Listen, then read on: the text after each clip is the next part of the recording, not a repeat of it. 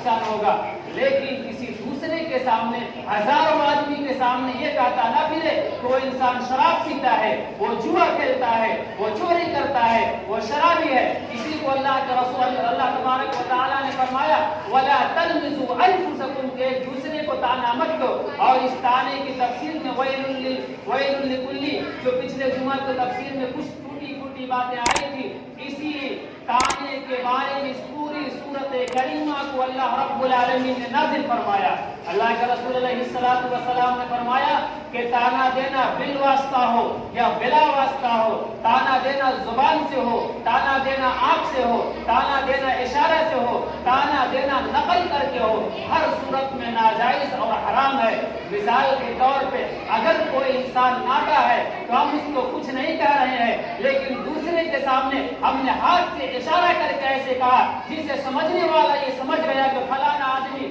ناٹے کے بارے میں مذاق اڑانے کے لیے اس کو اشارہ کیا جا رہا ہے۔ قرآن کریم وَلَا تَلْمِزُوا أَنفُسَكُمْ اس آیت میں یہ بھی منع کیا گیا ہے کہ اشارے سے بھی آپ کسی کا مذاق نہیں اڑا سکتے، اشارے سے بھی آپ کسی کا طعنہ نہیں دے سکتے۔ اگر کوئی انسان کے منہ میں ہم کچھ نہیں کہہ رہے لیکن ہم نقل ایسا کر رہے ہیں، مثال کے طور پر اس کی زبان میں لکنت ہے، وہ تھڑا کے بولتا ہے مادری زبان میں، یہ سمجھ لے دوسرے کے سامنے ہم اس کی زبان کو نقل کر رہے ہیں اور لکنت والی زبان سے کہہ رہے ہیں، جس کو ہم دیہاتی میں کہتے ہیں بھسوانا ایک دوسرے کو۔ وَلَا تَلْمِزُوا أَنفُسَكُمْ میں یہ بھی داخل ہے کہ انسان اشارہ کرے یا انسان اپنی آنکھوں سے اشارہ کرے، یا اگر اور آگے اللہ تعالیٰ نے فرمایا وَلَا تَلْمِزُوا أَنفُسَكُمْ وَلَا تَنَابَزُوا بِالْأَلْقَابِ ایک دوسرے کو۔ تیسری صورت جو بیان کیا گیا اصلاح معاشرہ میں فساد کی، اگر انسان اس کام سے بھی بچ جائے گا تو معاشرے میں فساد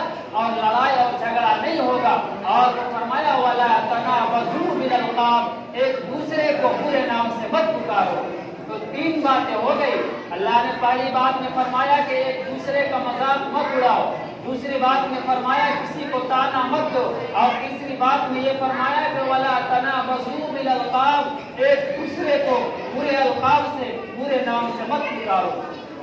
کیا مطلب ہے؟ ایک انسان کا دو نام ہے، ایک نام ہوتا ہے عرفی نام، معاشرے کی نام، ایک نام وہ ہوتا ہے جس کو ماں باپ نے رکھا ہے۔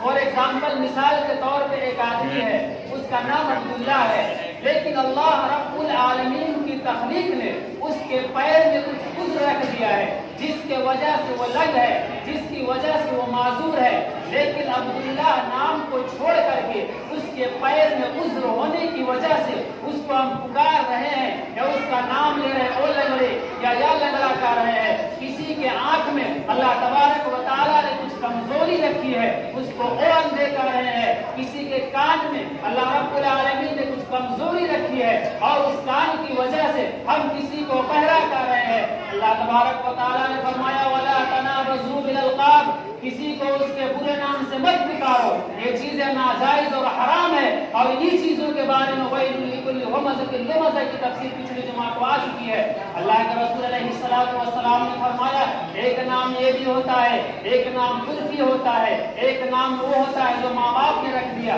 مثال کے طور پہ ایک نام ہے عبید اللہ اور ایک عبداللہ یا عبد الرحمن، اور ایک نام ہوتا ہے مسٹر۔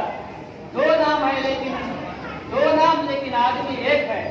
لیکن اس میں جس آدمی کا عبداللہ نام ہے اسی آدمی کا مسٹر نام ہے، لیکن ہم اس کو اگر مسٹر کہہ رہے ہیں تو اس کو چڑھانے کے لیے معاشرے میں نہیں بولا جاتا ہے، بلکہ اس نام سے اس کا دل کو بھی تکلیف نہیں ہوتی ہو تو پھر اس دوسرے نام کے لینے میں کوئی برائی نہیں ہے، کوئی قباحت نہیں ہے۔ برائی، حرام، گناہ، ناجائز اس جگہ ہے کہ کسی کو چڑھانے کے لیے، طعنہ دینے کے لیے، اس کی عزت کو اچھالنے کے لیے اس کے دوسرے نام سے آپ موصول کریں۔ ان تمام چیزوں کا دوسرے کو برے نام سے پکارنا، اپنے آپ کو بڑا سمجھنا، کسی کو طعنہ دینا، ان چیزوں کا اصل جڑ جو ہے وہ اصل جڑ تکبر ہے۔